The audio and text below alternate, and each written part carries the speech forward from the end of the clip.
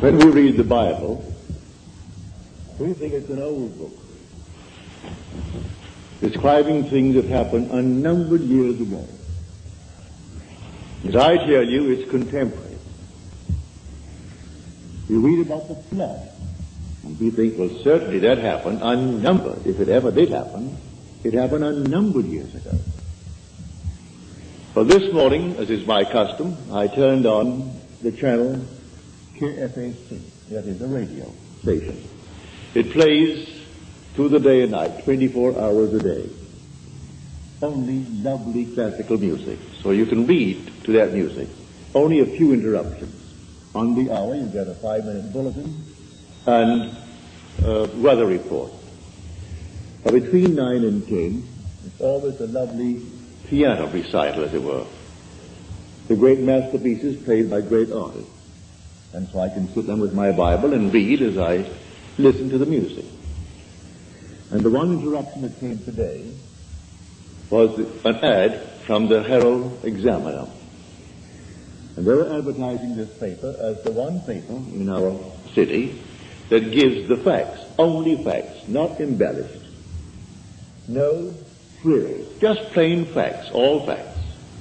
That's why we should buy that paper, because it's simply filled with facts. Well, facts have overflowed the world like the flood. Man actually is drowned with facts, victimized by facts. It is in the imagination that everything lives, and not in its actuality, not in the fact. Unless imagination penetrates the fact, the deluge remains a deluge. We are now in the deluge. This is the flood. A man is in jail, that's a fact. And he knows he's there for X number of years, that's a fact. And he simply waits and hopes that in some strange way that he will get some early release from this confinement. He never uses his imagination, save in some violent way to get out, but to penetrate the fact. When in March of 1943, by using my imagination to penetrate the fact that I too was in prison in the army, but I didn't want any part of it. And so I simply penetrated the fact and saw myself in New York City in my own apartment with my family. And in 9 days, I was out honorably discharged in my apartment in New York City. So I wrote a friend of mine who was in the army. He was my age. He was a Freudian, a professional psychoanalyst. But Freud was his background. That was his schooling. And when I wrote him in detail exactly what I had done, I didn't mince matters. I told him exactly what I did. How as I simply physically slept on my little bed in the barracks, I imagined I was simply elsewhere, and the elsewhere was a definite spot in space, in New York City, in my apartment. And what I did, I could feel the bed, I could feel the things in my house. I went about feeling all the familiar objects in my apartment, and I gave them all the tones of reality and all sensory vividness to the best of my ability. And I touched everything, and it felt real. Then I went back to sleep, and then I told them exactly what happened to me that morning. And then 9 days later, I was honorably discharged by the same man that had disallowed my application. He didn't answer my letter. Because in New York City, he used to come to my meetings as a friend, because he was so convinced that the Freudian concept was true. But he said, I come to your meetings for this reason, Neville. We knew each other well. He'd come home for dinner, I'd go to his place for dinner, but he said, I come to your meetings because you turn my daily bread into the substance of fairy. I sort of like that, he said. But when I listen to you, I hold the chair And I put my feet right firmly on the ground to feel the reality and the profundity of things. You aren't going to take me away with you.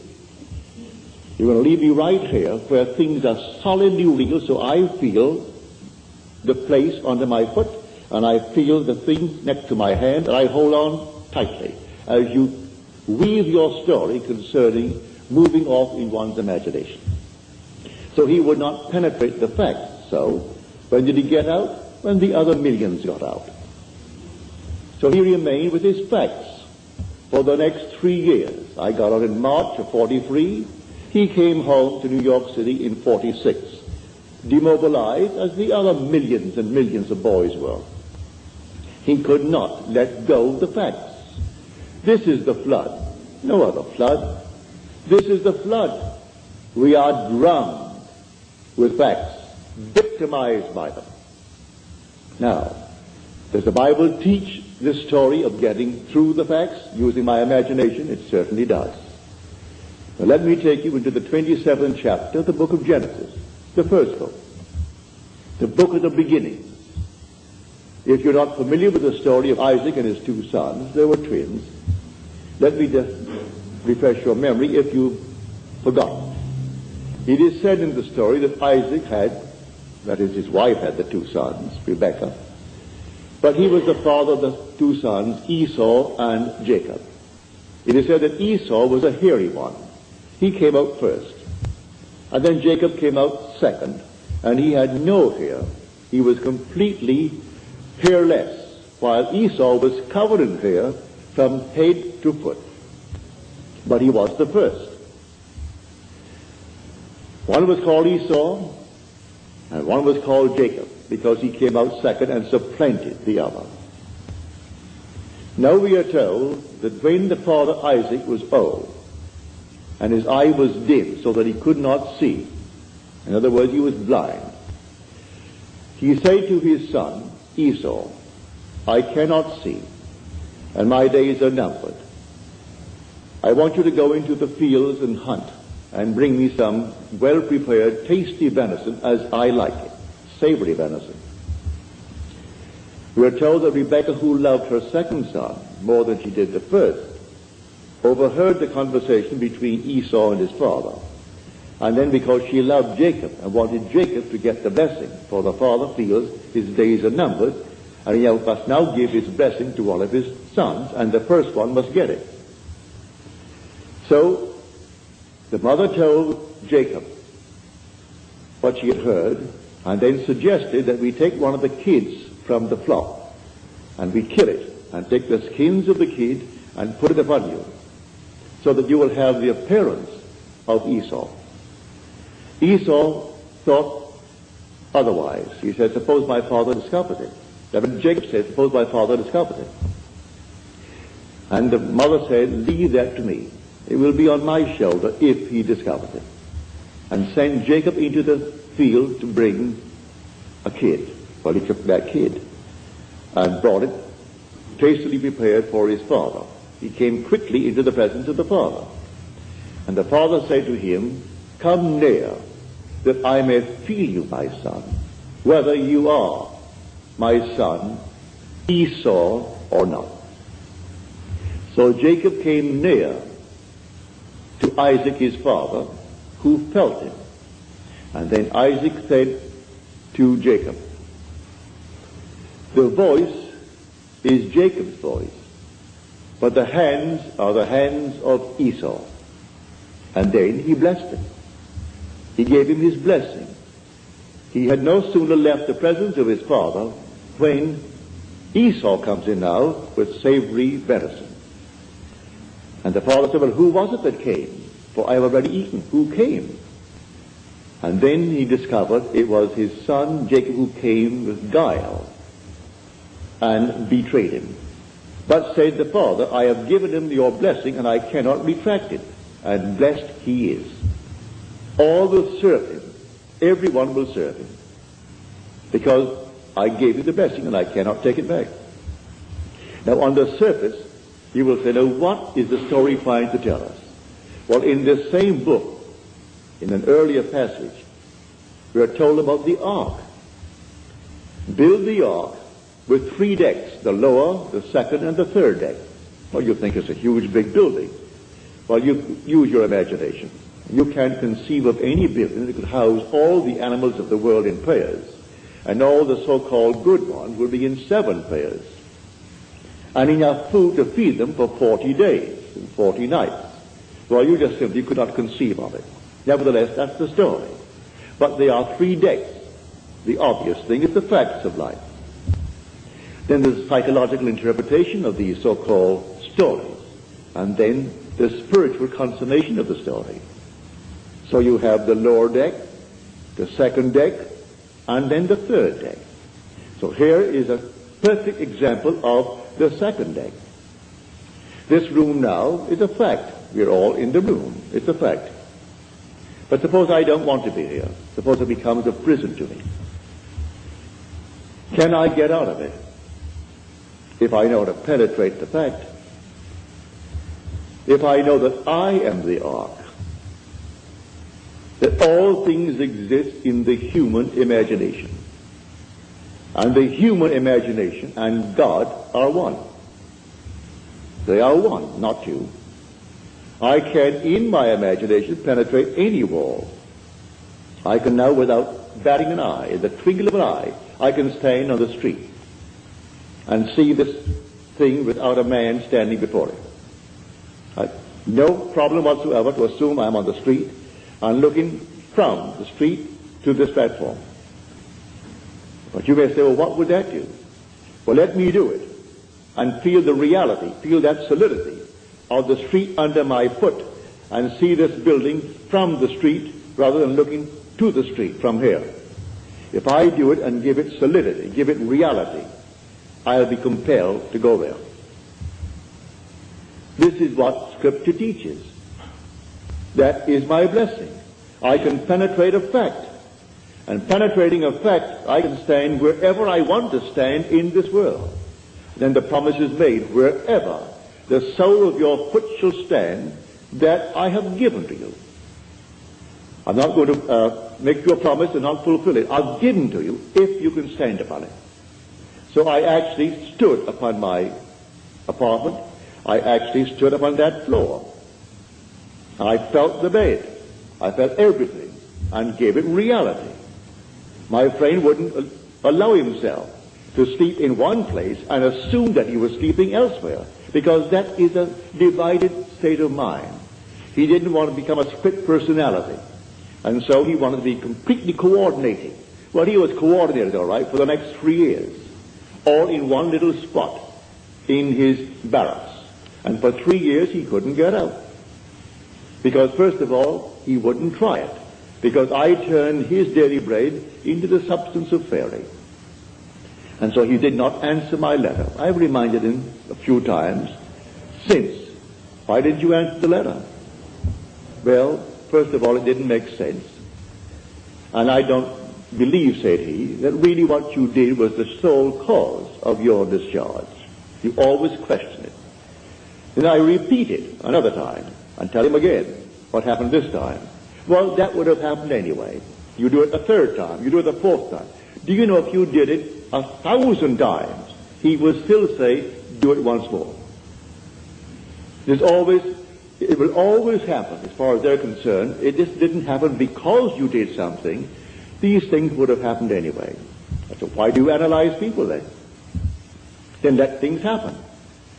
We are not the creatures of circumstances, said a man who bears your name, for his first name is Israel. And Disraeli's name is simply of Israel, Benjamin Disraeli. And he said, man is not the creature of circumstances. Circumstances are the creatures of men. He knew how to create things, all in his imagination. So he said, you bear the name of Israel, but you don't apply the story of Israel. If you only apply it, because these things are taught us in Scripture. Scripture is not secular history.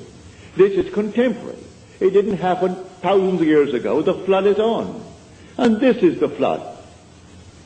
The whole vast world is inundated with facts, like this prominent paper. It's the evening paper, the Examiner. And they're proud of the fact they only print facts. They don't embellish it. No frills, only the facts. Therefore, buy the facts. Well, I can buy the facts. And they go all over the world to find frightening facts. I'm not denying that he didn't kill her. I'm not denying that he did not receive a sentence of X number of years.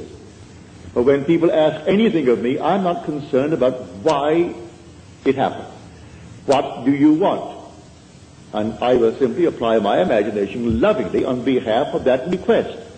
I don't care what brought you to that state. I am here to simply get you out of the state. What do you want? All through the Bible, what do you want? He didn't condemn anyone.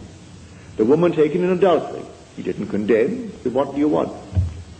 Go and sin no more. He didn't call the act of adultery a sin. If she called it, or they called it a sin, all right, call it a sin. Therefore, don't repeat it if you call it a sin.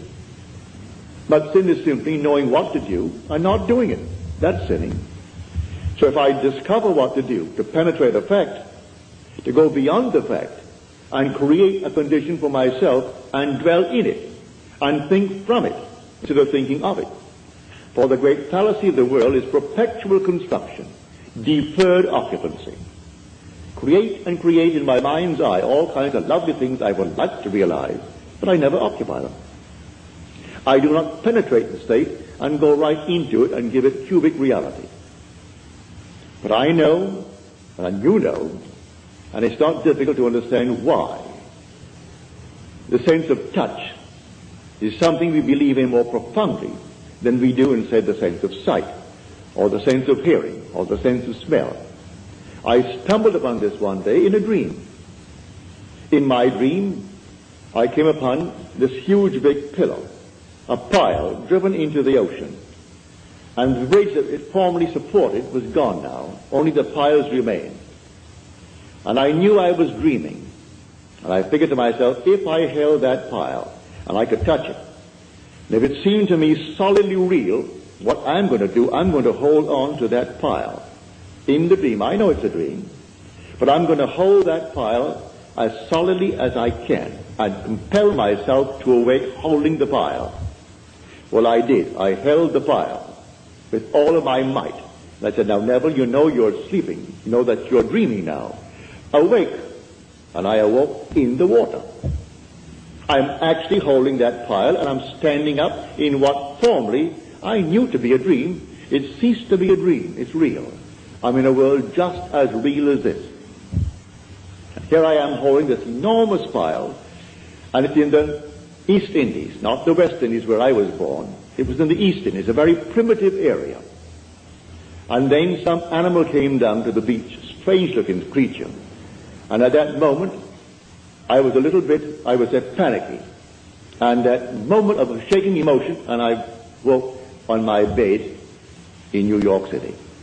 But I discovered that secret of feeling. So he said, come close, come near, that I may feel you, my son. He heard the voice. He said, your voice is the voice of Jacob. Come near, let me see really if you are Esau. And he did it by feeling. And so, lying on my bed one night, right here in Beverly Hills, many years ago, it must have been 14 or 15 years ago, I suddenly became aware that I am seeing what I shouldn't see. I am looking into the most marvelous interior of a plush hotel. It seemed that way to me. And so consciousness followed vision, and I found myself in the room. But I knew I was on the bed, so I came back to the bed. I'm still seeing the interior of this room, and I went back into that room.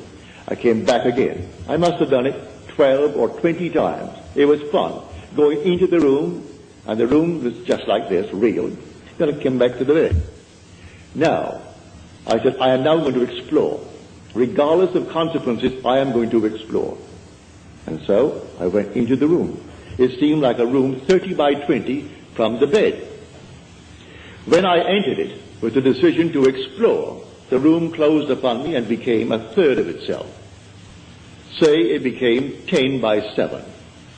And I found it was a dressing room for a huge big suite, beautifully done, but it wasn't yet occupied. It was there to be occupied, but the room at the moment, that is the suite, was not occupied. And I thought, well, now I'll go through the door. I didn't go through like some gossamer. I opened the door with my hand and I walked right through that door. I was solidly real to myself. Then I walked down the corridor. And the corridor that I walked down was intersected by the main corridor. And all the lights were on. And two ladies were coming down that corridor, the main one. But I knew this thing began as a dream. So I knew, well, all ends run true to origins. Therefore, if the origin is the dream, this is the dream. So I say to the ladies, ladies, this is the dream. This whole vast world is a dream. And then they were afraid of me. Who wouldn't be afraid of a man that suddenly appears on a place in your, I would say, walking, and tells you this whole vast world is a dream? You would think he's nuts, he's insane. And so they thought I was insane, and they got just as far as they could from me, and walked right next to the wall, duck style, one behind the other, and looking at me very suspiciously. Then I saw this object hanging from space, and it reminded me of a similar object I had seen in a friend's home in North Hollywood. So I say to them, look, see this? And I held it, and to my surprise, it isn't gossamer. This is not an after image. This is not a memory image. This is real. The thing is solid. Well, I held it, and by this time they were way down. They took one great look as they looked back at me, and then darted into the main room. And here I am standing alone, holding on to this thing. I said to myself, Neville, you know this is a dream. The origin is a dream. The end is a dream. Come on, wake up. I closed my eyes to the obvious, and I held this thing here, and I couldn't. I opened my eyes again. I'm still standing there. But how am I going to get back to my room in Beverly Hills? I didn't know what. There was no place I could go to take me back there. But I remembered, feeling is the secret. I'm holding this here now, and it's real. It's solid. I'm solid. They saw me. They heard my voice. And I walked on, and every step was solidly real as walking on here now. So I imagined that my head was on a pillow. When I could feel a pillow under my head while I'm standing, I suddenly felt myself in a horizontal position. And my head is on a pillow. And then, all of a sudden, I could feel that pillow. But I was cataleptic. I couldn't open my eyes. I couldn't move a hand. Couldn't move a finger. And here I am, a living being in a dead body. So I said to myself, well, they'll find the body tomorrow morning, and they've got to cut it up because I'm insured for a little bit. And to prove that nobody took my life, they have to cut it up to find out why he died. Always have to ask that question. And they'll give it a name. If they can't find it, they're going to give it a name anyway. So here I am, couldn't open my eyes, couldn't move my hand. In about 15, 20 seconds, which seemed much longer than that, my little finger, I could move it. And then I could move my hand a bit. Still couldn't open my eyes. And we were sleeping in a double bed. So I pushed my hand out, my left hand, and I could feel the warmth of my wife's body. Pardon me. At that, I knew I was back on my bed. In another 15 or 20 seconds, I could, with great effort, open the lids of my eyes, and here came all the familiar objects on the walls, on the bureau, and everything returned to consciousness. Now, I stepped into a world just as real as this. I am telling you, there are worlds within worlds within worlds, and they're all here right now. Just like turning on a radio. And you turn it yet ever so slightly, and you have a new wavelength and a new station coming in, bringing something entirely different, and they're not interfering with each other. And these worlds are all here now, and they're people, just as we are peopling this world. And they're just as real as this world. It's terrestrial. And it doesn't, you don't walk for it. I was on the bed. I seemed to walk into it. I would say, 10 feet away?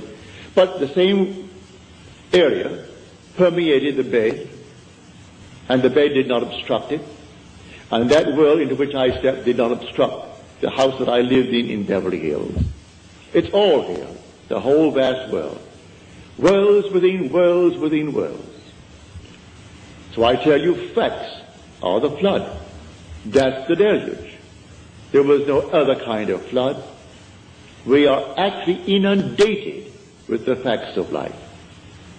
And these facts, we change them every day. Today, this is the cause of so-and-so. Tomorrow, that's not so. It's another cause we found. And then the next day, another cause. But while we haven't found the next cause, we believe that to be the fact. And we worship the facts. So I tell you, all things are in the human imagination. Man is all imagination. And God is man. And exists in us, and we in him. The eternal body of man is the imagination. And that is God himself. There is no other God. It's all your own wonderful human imagination. And the one thing the whole vast world aches for is the awakening of the imagination. And when it comes with the birth of the promised child, which sets a man free from the horrors of this world we call the world of nature. For nature is simply that principle on which depends the sameness of forms in transmitted life. And so the thing goes over and over. Haven't you observed a year that at a certain time of the year money is tight? All of a sudden it flows, and then at a certain time of the year it's tight. Why? It's a habit. It's a transmitted state. You fix that fact in your mind's eye, and if you got $50,000 today, and say it's the month of December when it's always tight, you're going to loan the money out or give it away before December comes by. So when it comes by, you're going to be tight again.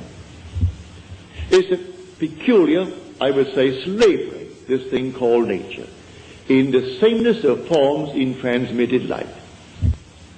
Now, you can penetrate the fact and break it. And that's what we're here to teach. I come not to abolish the law and the prophets. I come not to abolish them, but to fulfill them. And tell you the real law. It's not washing your hands before meals, although that's a very nice, clean thing to do. It's not giving certain diets, doing this, that, and the other. He explains that the entire law is psychological. He takes one of the commandments, which is a graphic one, to show you how everything must be interpreted psychologically. He said, you have heard it said of old, you shall not commit adultery. But I say unto you, any man who looks lustfully upon a woman has already committed the act in his heart with her. But what man hasn't?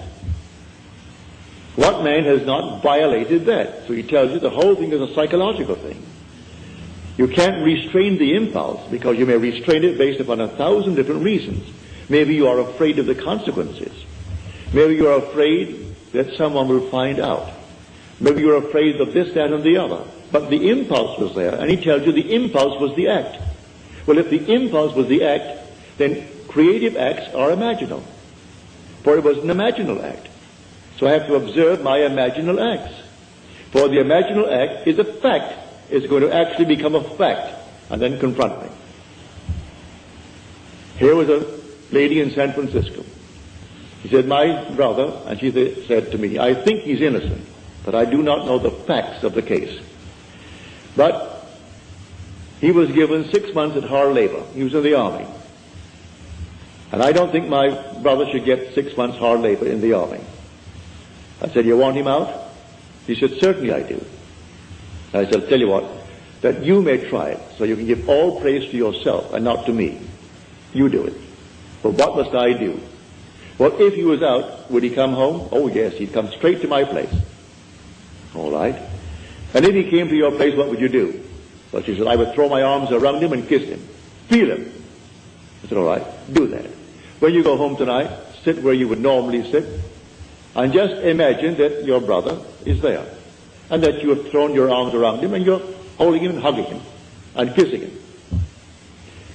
The next Sunday morning, in my meeting in San Francisco, that woman could rise and tell this story. She said, I went home, and I imagine I heard the doorbell ring. And the doorbell is downstairs. I have to run down one flight of stairs to answer that door. So I heard it ring, and I ran downstairs, and I flung the doors open, and here stood my brother. I went back upstairs. There was no brother, but I did it so vividly, it was almost like a disappointment that I didn't actually see him standing there. But it seemed so real to me. Well, a few days later, she's sitting upstairs, and the doorbell rings. She said, I almost broke my neck to get downstairs, because I knew what was going to happen. And here she threw the door open. Here was her brother. And she stood up in the audience and told that story to the 1,000 who were present that Sunday morning. And they all saw. No one, I presume, would go and verify it. I trusted her implicitly. If she lied to me, well, then it's entirely up to her. But I'm convinced the whole thing was true. I don't check you. I believe you when you tell me that it happened. But the thing is to practice. We are the operant power.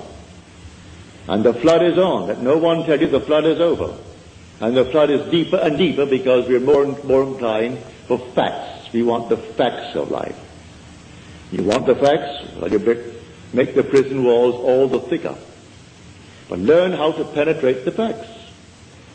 And as you penetrate the fact, you must go to a certain objective beyond the fact. What do you want now? Well, then you go into the state of the wish fulfilled. What state? The state you decide. You determine what you want in this world, and you go right into that state. And then ignore the facts. Suppose the facts now still denies what you did. It doesn't matter. Let the facts remain. They'll dissolve. They'll all dissolve because you're going to remain faithful, and you'll occupy the state. No longer are you going to construct it and not occupy it. You're going to occupy the state. And as you occupy the state, it's going to work. You can do that with a job. A friend of mine in New York City, he came from out west. He was an engineer. And he said, Neville, I want more money and I want more responsibility. I want to work for a certain firm. I said, do you know where they are? He said, yes, on Madison Avenue. They do international work. They build bridges, they build dams, they build things all over the world. And I would like a job that would send me away because I would get 3 times the salary. I said, well, go to the place and see where you would sit if you got the job there. Before they send you off, you'll work in the Home Office first, wouldn't you? I think so.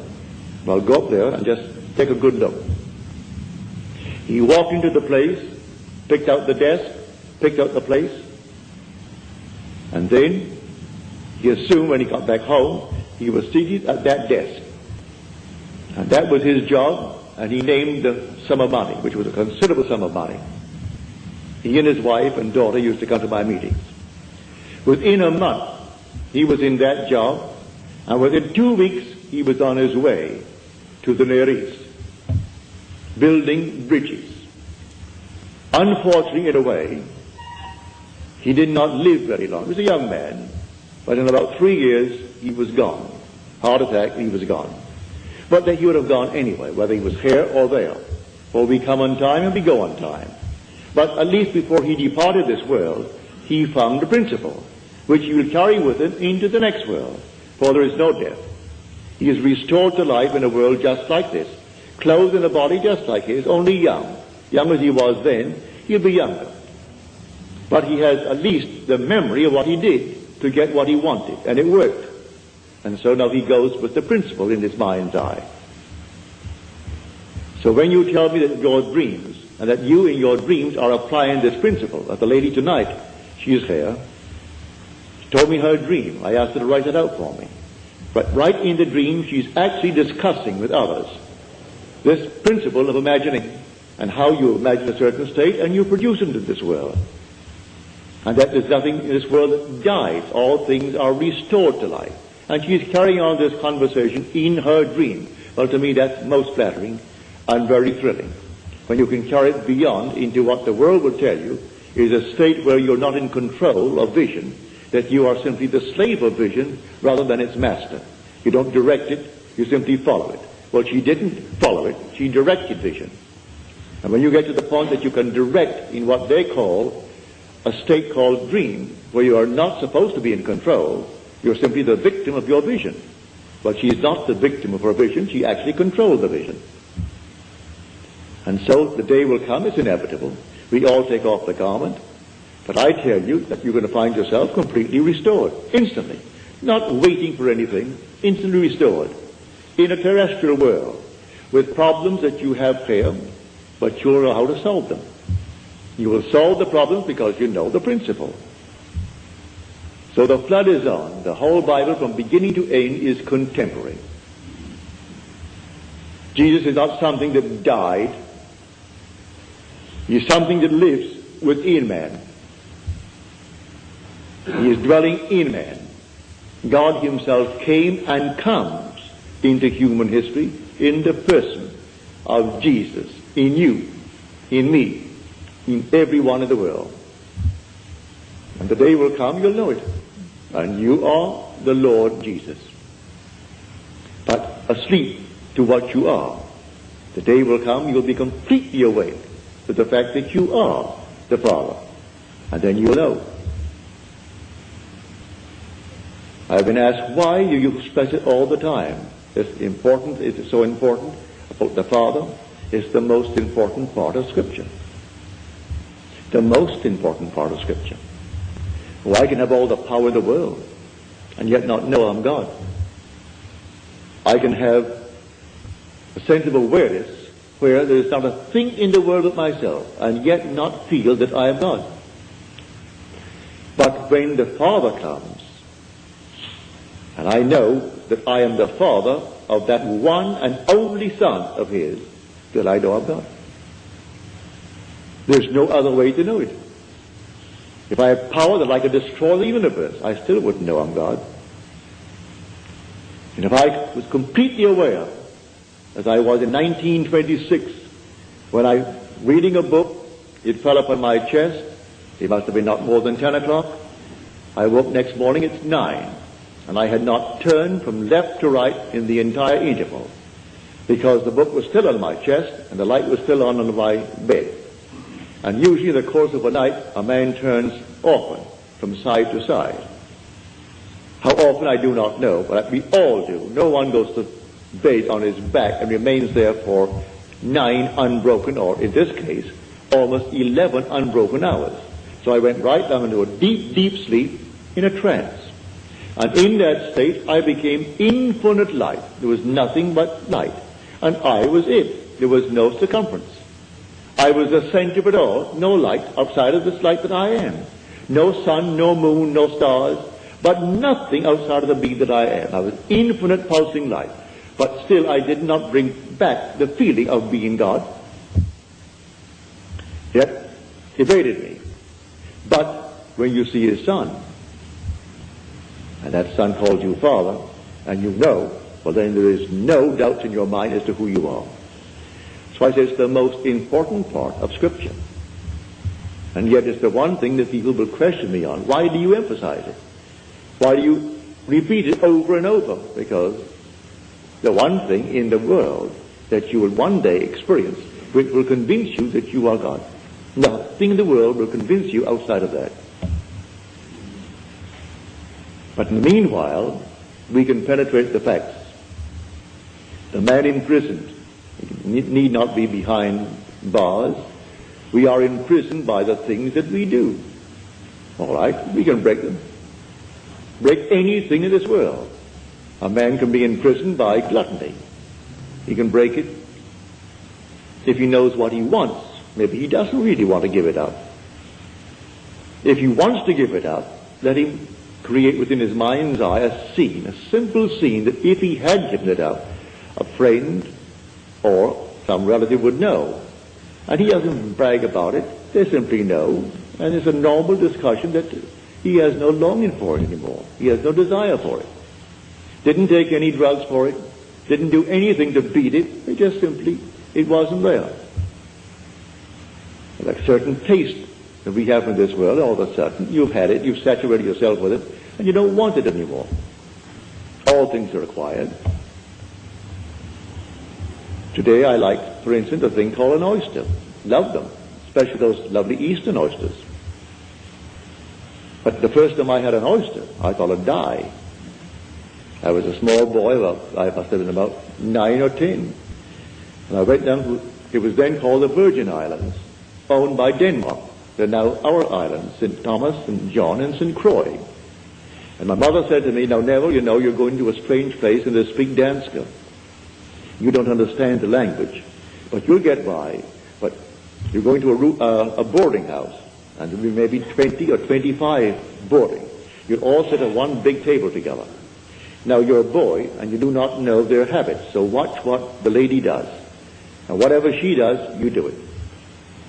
And I sat down at the table, and then here was this plate of oysters. I'd never seen an oyster in my life before. And then all the little things before it. But I saw this lady take a little fork from the side, so I picked up my fork. And then she took little horseradish, she took something else, then she took a little Tabasco, did all these things to it. Then she stuck it into this oyster and dipped it into all that she had done. She closed her eyes and she ate it as though you had honey in your mouth. I expected the same thing, so I did the same thing. And when I got that thing in my mouth, Lord, it wouldn't go down. I couldn't bring it up. I'm not supposed to bring it up. Mother told me that. And so here it stuck. But the funny part about it, I not only had that one, I looked down to find there were 5 others. And they had to go down. Well, that was my introduction to oysters. But now today I love them. I acquired the taste of oysters. The first time I had a drink, well, I can't tell anyone that it was something like honey to me. But I acquired the taste. And today I thoroughly enjoy a drink. I try not to go beyond a certain point, because I want to keep my faculty alive. But I enjoy a drink.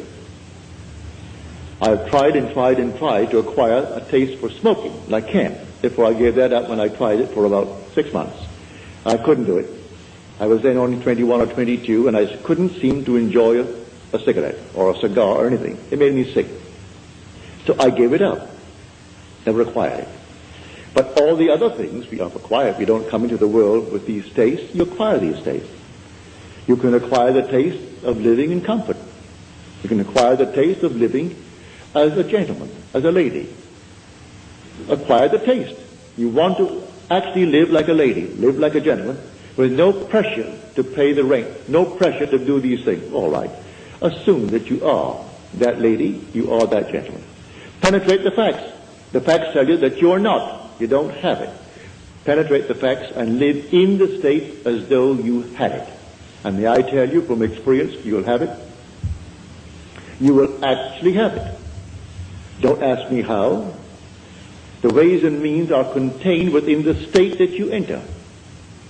So you enter a state, and it contains all that is necessary to externalize that state. So pick out your state, a lovely state, and go right into that state and dwell in it. I call that occupying the state and thinking from it instead of thinking of it. Just as you now think from your present state with all the facts around you to anchor you into it, get into another state, all in your imagination, and the facts will appear to anchor you into that state. And the day you tire of it, you can get out of it and go into another state. You know, when you move into a new home or move into a new city, you have to actually adjust yourself to it. Well, you are the pilgrim passing through unnumbered states. The states remain, but you, the pilgrim, pass through them, like a traveler passing through a city. The city remains, but you, the traveler, pass through it. So you go right into another city. You don't rub out the state. Poverty remains a state, where a man who was once poor moves out of it. So he moves out of poverty into the state of affluence. But he doesn't destroy the state of poverty. Anyone can fall into it. So Blake said, I do not consider the just or the unjust to be in a supreme state, but only to be in these states of sleep, which the soul may fall into in its deadly dreams of good and evil. So it toys with this state, and it finds itself enamored with the state, and it falls into it. He's not supreme because he's wealthy, and the other one is not ignored because he's poor. It's a state. Don't condemn the occupant of the state. The state is the thing, but the occupant is God.